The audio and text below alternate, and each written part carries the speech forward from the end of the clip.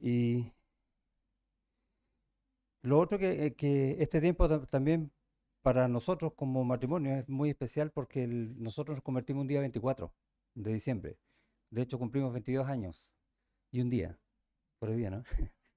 En el Señor. Así que damos gracias también a Dios por eso. Vamos a tomar un tiempo de oración. Gracias, Señor, te damos por tu bondad, por tu misericordia, por el plan que estableciste desde la eternidad de regalarnos la salvación por medio de Cristo Jesús. Oramos por aquellos que necesitan conocerte, Señor, que están perdidos, que están con dudas, que no tienen solución a una serie de problemas. Y es casi el mundo entero, Señor, pero también hay mucha gente que está cerca de nuestro y oramos por ellos para que tú toques sus corazones. Damos gracias por nosotros, Señor, por aquellos que sí tenemos una vida en Cristo, Señor, que has cambiado nuestros corazones para reconocer también en este tiempo tu bondad, tu misericordia, tu poder, una obra maravillosa de salvación. Y queremos hoy día, Señor, hablar de esto, de lo que tú has hecho desde el principio. Habla tú a nuestros corazones, cambia nuestras vidas, Señor. Salva, te rogamos en el nombre de Jesús. Amén. El tema de hoy se llama el regalo de Navidad. Es como obvio, ¿sí? Estamos en Navidad, vamos a ver entonces el tema del regalo de Navidad. ¿Qué pensaríamos de alguien a quien no le gustan los regalos? No como, ¿sí? ¿Cómo sería esa persona que no le gustan los regalos? Sería como rara, tal vez estaría mintiendo, ¿sí?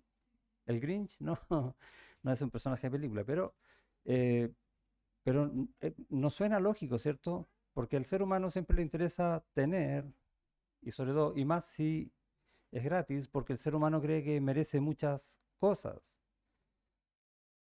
Hoy lo que celebramos no son los regalos, esos que ponen debajo de un arbolito, sino el nacimiento de Jesús.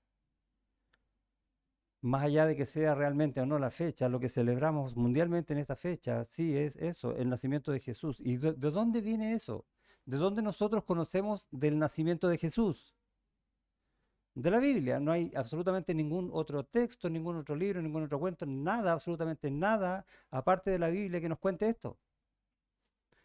Esa verdad la encontramos en la Biblia porque la Biblia es la palabra de Dios.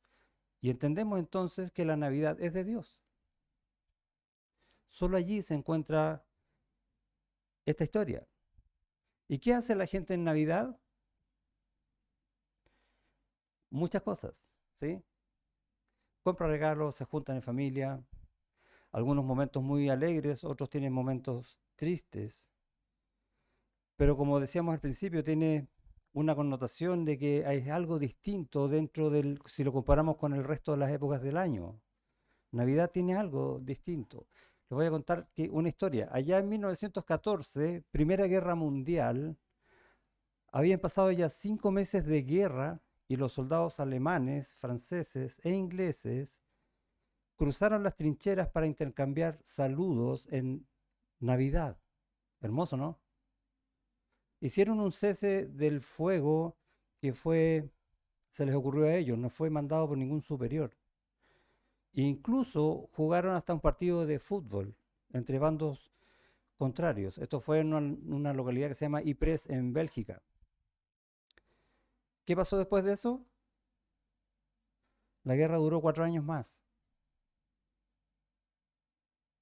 Y es interesante ver un poco eso, que el hombre sigue siendo malo, que el hombre sigue siendo egoísta, que el hombre trata de imponer sus puntos de vista al otro, que el hombre si puede sacarle algo al otro lo va a hacer. Y esta ilustración de la Primera Guerra Mundial muestra en gran manera eso. Es como ya, paremos, que es Navidad, pero fue una excusa para hacer algo espiritual, pero no cambió sus corazones. De hecho, después los mandos de ambos ejércitos, de ambas partes, dijeron a sus soldados que no hicieran nunca más eso, que ellos tenían que hacer solamente la guerra Y eso duró entonces hasta 1918, una guerra terrible. Es imposible que nosotros, los hombres, nos pongamos de acuerdo porque somos orgullosos. Y ese es el gran problema que tenemos nosotros, el orgullo. Y no importa lo que tú hagas, yo siempre voy a hacer las cosas mejor. ¿Sí o no? Dígame que sí. No, no. Eh, pero tendemos a hacer esas cosas. O por último, si yo veo que no las hago mejor, me quedo callado, pero le busco por otro lado. O trato de aserruchar el piso a ese que es mejor que yo, con tal de que yo sea el mejor, para que triunfe mi mediocridad. ¿Por qué? Porque soy orgulloso. Los hombres hacemos siempre esas cosas. Mi opinión es la que vale. Y tenemos esta ilustración acá, que la vi hace mucho tiempo atrás, me llamó la atención, que es muy decidora, ¿sí o no? Todo depende de dónde esté yo, voy a ver las cosas como yo las veo. Y tú estás equivocado, por definición. Así es el mundo y por eso se producen las guerras, por eso hay matrimonios destrozados, familias fragmentadas, etcétera. Y eso en el tiempo, en los años, en los siglos, nunca ha cambiado mientras el hombre quiera manejar el corazón del hombre. De hecho, podemos ver algo reciente. Yo no soy muy fanático del fútbol como Juan Carlos, pero vimos un mundial. No, sí soy. Y el mundial empiezan a comparar los mejores jugadores, que Mbappé, que Messi, y empiezan a compararlos con Pelé, con Maradona, que cuál es el mejor. ¿Cuál es la idea de ver cuál es el mejor de todos los tiempos? Orgullo. Es simplemente eso, no es más que eso. Y pueden que haya habido quizás jugadores que nunca saltaron a la fama que hayan sido mejores que todos ellos, no sé. Pero no cayeron en esa parte del orgullo humano donde los lanzaron a la fama. Y vimos un partido final, ¿cierto? Donde un equipo iba ganando, parecía que la cosa estaba lista, y de repente el otro le empata, guerra de goles, dramático hasta el final. ¿Y qué dijo la gente? ¿Habrá sido este el partido más dramático de toda la historia? Siempre tratando de ganarle a los otros. ¿Para qué? Orgullo del hombre. Ahora, si vemos lo que Dios enseña, Él enseña acerca de la Navidad, la verdadera Navidad. ¿Y desde cuándo lo enseña? Desde el principio. Vemos, por ejemplo, en Génesis, no busquen, quédense ustedes allá en 1 Corintios. En Génesis, Jacob va a dar una profecía acerca de sus hijos, las tribus, y va a decir acerca de Judá.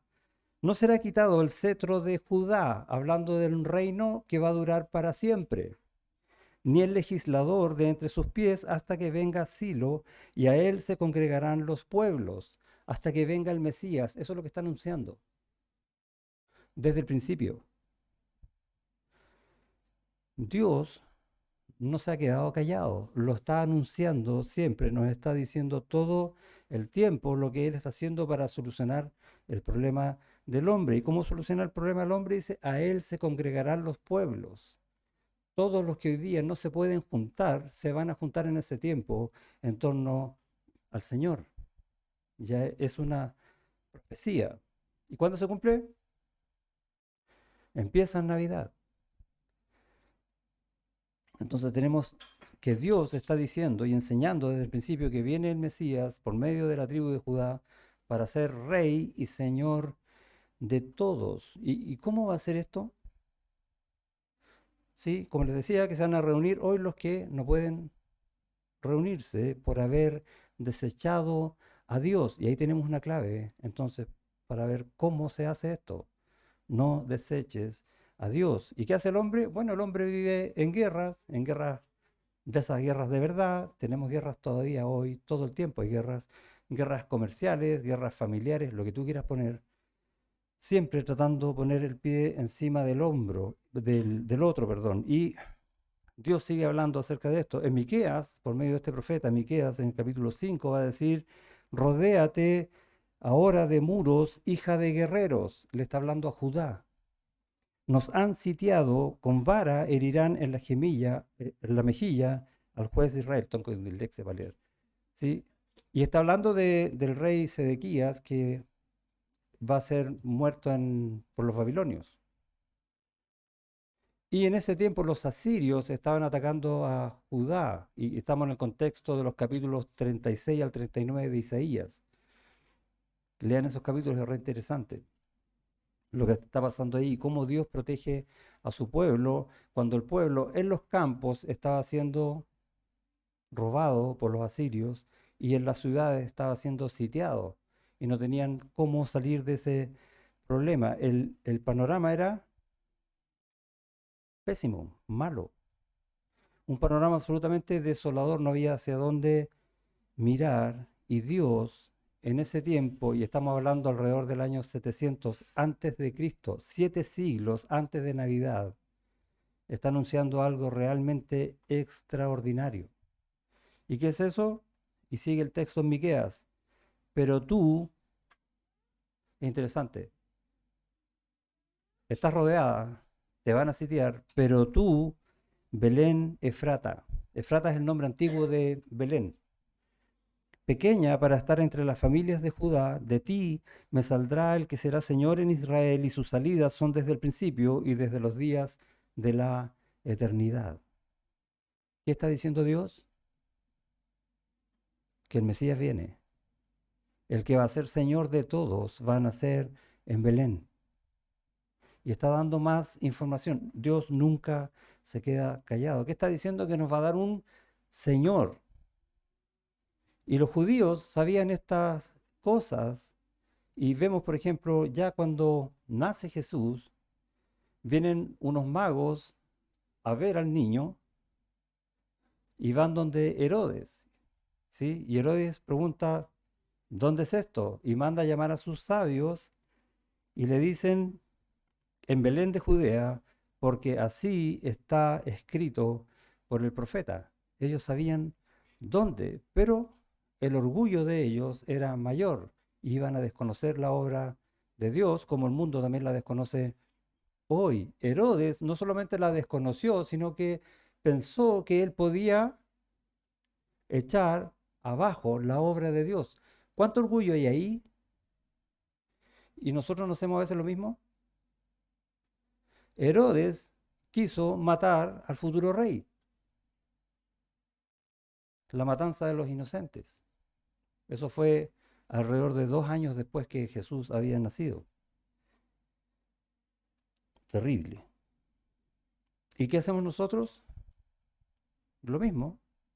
Decimos, ya que venga el Señor, ¿sí? Me parezco como está en la obra recién, ¿no? No me interesa, ¿sí? Pero Dios todo el tiempo está hablando y está diciendo más encima el momento en que esto va a suceder en Belén. ¿Cuándo va a ser eso? Una vez que el pueblo que desechó a Dios fue humillado y deportado a Babilonia, después de eso, cuando solamente vieron que podían depender de Dios, entonces Dios hace la obra.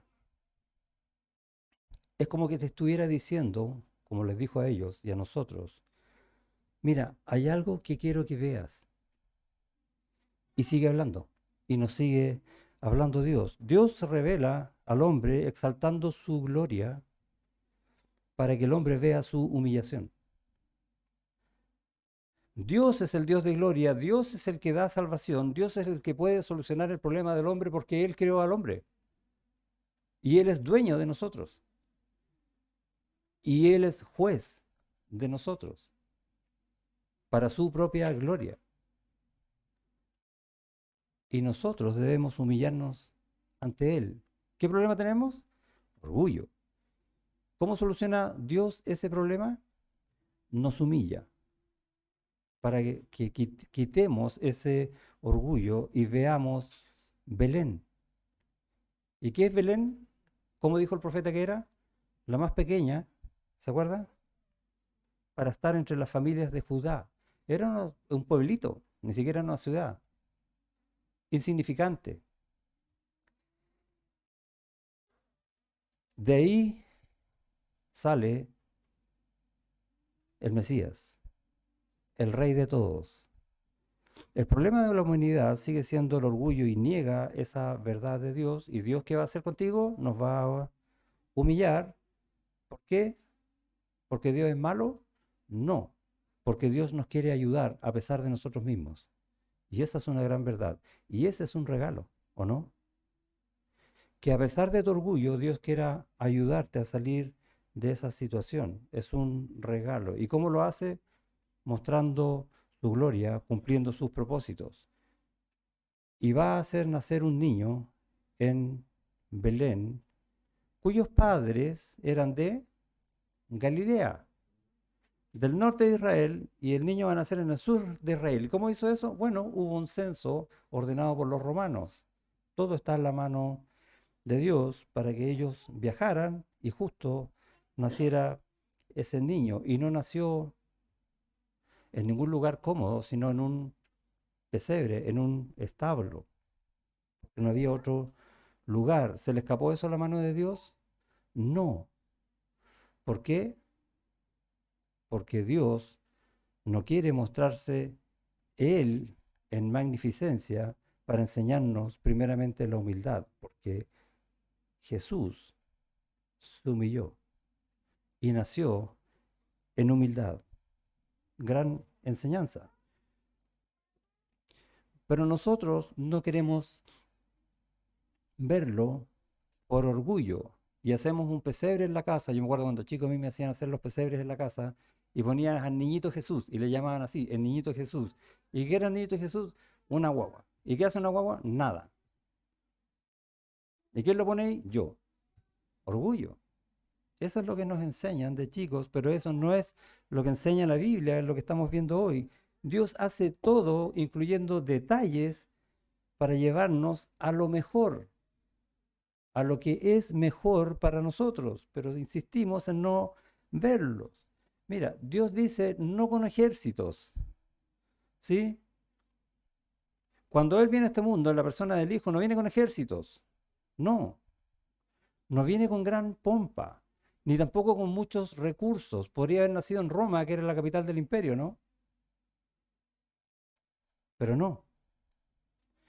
Primero a los Corintios. ¿Qué dice Pablo a los Corintios? Vamos a ir en el versículo 17 del capítulo 1. Dice, pues no me envió Cristo a bautizar, sino a predicar el Evangelio, no con sabiduría de palabras, para que no se haga vana la cruz de Cristo. Y tenemos esta enseñanza en este versículo. No es con lo que yo pueda decirles de mí, es con lo que Dios dice de Él. Porque cualquier palabra que yo quiera ponerle es orgullo. No es la palabra de Dios. Porque la palabra de la cruz es locura a los que se pierden, pero a los que se salvan, esto es a nosotros, es poder de Dios. ¿Por qué es locura? ¿Quién iba a pensar que Dios iba a venir a morir para dar vida? ¿A quién se le ocurre eso? Solo a Dios. Es que yo no lo entiendo, porque es locura, mientras no lo creas. 19. Pues está escrito, destruiré la sabiduría de los sabios y desecharé el entendimiento de los entendidos. Nadie, salvo Dios, pudo pensarlo y ejecutarlo mejor. ¿Por qué? Porque a nosotros no nos cabe en la cabeza, ni queremos humillarnos a una verdad como esa. Que dice el versículo 26, pues mirad, hermanos, vuestra vocación, que no sois muchos sabios según la carne, ni muchos poderosos, ni muchos nobles, sino que lo necio del mundo escogió Dios para avergonzar a los sabios, y lo débil del mundo escogió Dios para avergonzar a lo fuerte, y lo vil del mundo y lo menospreciado escogió Dios, y lo que no es, para deshacer lo que es. ¿Para qué hizo Dios eso? ¿Qué dice el versículo siguiente? Para que nadie se jacte en su presencia, para que no sigas con orgullo, para que te humilles ante la gloria de Dios, porque la gloria de Dios te está mostrando el camino mejor, te está dando lo que tú no puedes tener: paz, entendimiento, sabiduría, amor, gozo. Ya no los problemas que te ofrece este mundo, no más guerras, y no estoy hablando de las guerras mundiales, estoy hablando de las guerras entre nosotros. Esas que a veces ni siquiera se ven, pero sí están en el corazón. Jesús vino a manifestar mayor gloria que la gloria de la creación. Vino a restaurar lo que el pecado había dañado, lo que es absolutamente imposible. Para Dios sí es posible convertir una criatura caída por soberbia o con soberbia en un adorador para disfrutar de Dios por siempre. Eso somos nosotros. Para disfrutar del amor de Dios, del gozo de Dios, la paz de Dios, la benignidad de Dios. Estoy citando Gálatas 5:22, ¿no? Todo el fruto del Espíritu, que de otra manera no podemos gozar en el Señor, pero dice por siempre. Wow. Para hacernos ver que no somos Dios, que no podemos tener paz, ni podemos amarnos de verdad, porque tenemos problemas. ¿Qué es lo que hacemos nosotros en realidad? Y Génesis 3 lo enseña, ¿no? Tenemos vergüenza y tratamos de esconder esa vergüenza con mentiras. Y tratamos de cubrir las mentiras echándole la culpa a otro. ¿No enseña eso Génesis 3? Esa es la caída del hombre. Pero yo no soy culpable. Ese es mi orgullo. Sin embargo, Dios dice, yo te doy una mano para darte la solución verdadera. Necesitamos la ayuda del Dios de gloria para que sea Él el que reciba toda la gloria. Mira Isaías 9:6, lo nombraron recién, lo cantaron. Dice, porque un niño nos es nacido, humildad, ¿o no? Hijo nos es dado y el principado sobre su hombro se llamará su nombre, admirable consejero, Dios fuerte, Padre eterno, príncipe de paz. Lo dilatado de su imperio y la paz no tendrán límite, es por siempre y es para todos. Sobre el trono de David y sobre su reino, disponiéndolo y confirmándolo en juicio y en justicia desde ahora y para siempre. El celo de Jehová hará estas cosas. Dios revela primero su gloria para hacernos ver que necesitamos humildad. Tenemos que salir de nuestro orgullo, de nuestra soberbia. Dios también revela al hombre de qué se trata la obra de Cristo y es una obra humilde. Dice allá en Marcos 10:45, Jesús dice, porque yo no vine para ser servido, sino para servir y dar mi vida en rescate por muchos. ¿A qué vino el Señor? A servir. ¿Y cómo va a servir? Muriendo por nosotros. Esa es la manera en que Él va a servir. ¿Hay un servicio mayor que ese? No. Él sirvió como nadie. Nosotros merecemos la sentencia por nuestros pecados, por nuestro orgullo, y Él, lejos del orgullo, se humilló para ponerse en nuestro lugar. Esa es la manera de servir del Señor. Y Dios estableció una fecha, como decía recién, y un lugar para comenzar este ministerio en Jesús, pero sobre todo designó una persona para llamarnos a Él. 1 Corintios, capítulo 1, versículo 30. Más por Él, por Dios, Dios nos está llamando, ¿sí? Estáis vosotros en Cristo Jesús, el cual nos ha sido hecho por Dios todo lo que tú necesitas. Dios te está llamando a que lo tengas. Sabiduría, justificación, santificación y redención. Toda la salvación, toda la forma de ver las cosas de la mejor manera posible y entendiendo cómo disfrutar la gloria de Dios por siempre. Para que no deseches la gracia como lo hizo Herodes. Y lo estamos haciendo.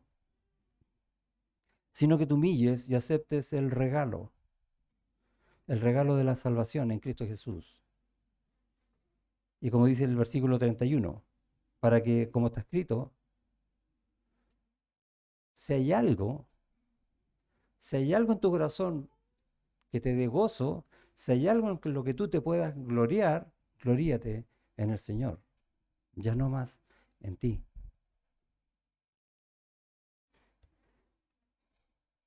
Cuando entendemos estas verdades, podemos ver la humillación de Cristo, su humillación a favor nuestro, ¿sí? Para que nosotros tengamos el mismo sentir que hubo también en Cristo Jesús, el cual él, siendo en forma de Dios, no estimó el ser igual a Dios como cosa que aferrarse, sino que se despojó a sí mismo, tomando forma de siervo y estando en la condición de hombre, se humilló más todavía y obedeció hasta la muerte y muerte de cruz. Esa es la humillación, pero en la humillación Dios da exaltación. Y Dios lo exaltó hasta lo sumo para que toda rodilla se doble delante de Él. Para que tu rodilla se doble diciendo, gracias Señor por ser mi Salvador, y no tenga que doblarse diciendo, perdón Señor, condenado soy. Pero se va a doblar igual. Te va a humillar igual. Dios se revela al hombre exaltando su gloria para entender tu humillación. Dios se revela de qué se trata la obra de Cristo, que es servir hasta las últimas consecuencias, y revela al hombre que todo, absolutamente todo en tu vida, y esto tienes que entenderlo claramente, este es el regalo, todo en tu vida se trata de Cristo, no de ti, de Cristo. Tú estás vivo por Cristo y vas a morir y ser juzgado por Cristo. Y en esta vida vas a ser sustentado por Cristo. Ya no tú, es Él.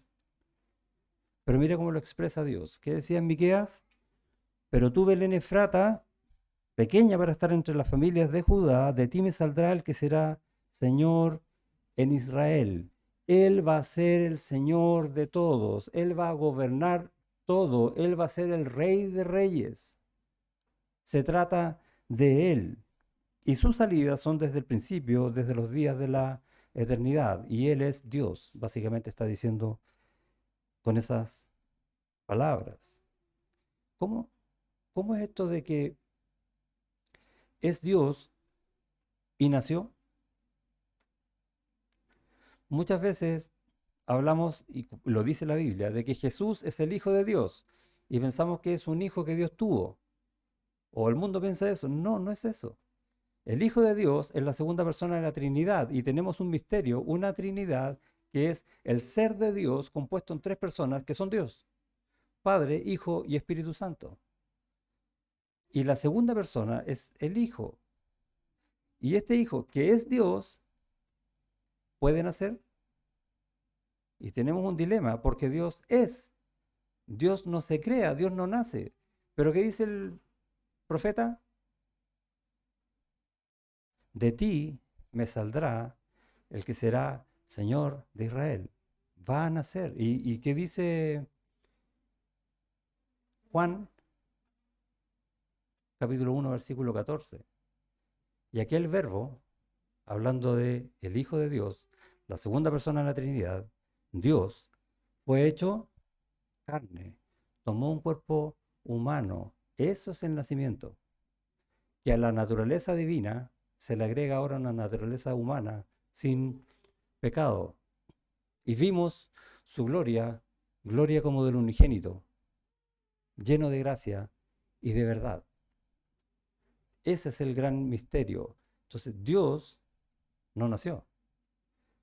Dios sigue siendo Dios, pero Dios envió a Dios a este mundo a nacer como nosotros.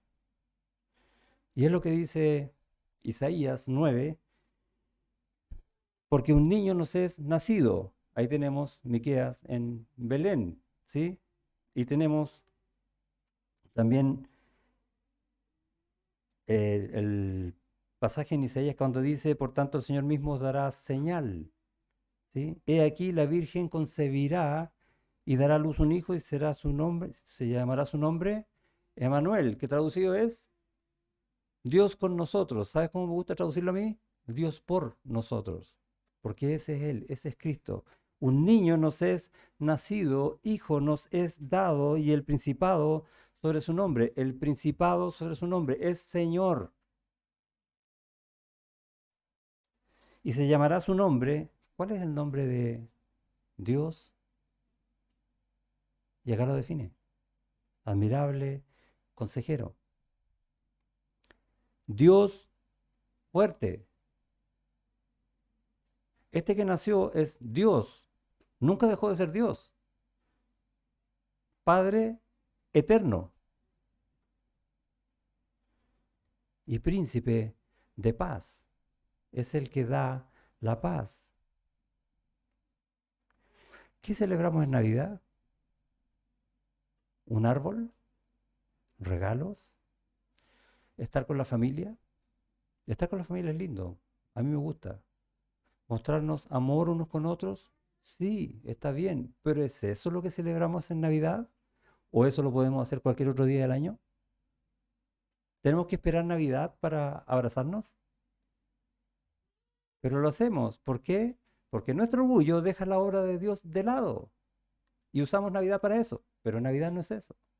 Navidad es que un hijo nos ha sido dado. Dios fuerte, Padre eterno, que da salvación, príncipe de paz. Ese es el regalo de Navidad. ¿Entiendes ahora lo que decía Pablo en 1 Corintios 1:17? Pues no me envió Cristo a bautizar, sino a predicar el Evangelio, no con sabiduría de palabras, para que no se haga vana la cruz de Cristo.